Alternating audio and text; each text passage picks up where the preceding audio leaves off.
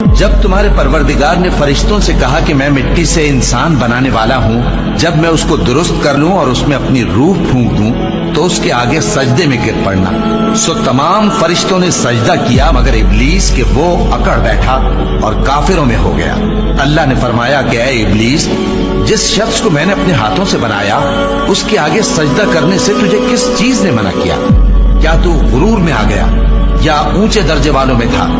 بولا کہ میں اس سے بہتر ہوں کہ تو نے مجھ کو آگ سے پیدا کیا اور اسے مٹی سے بنایا۔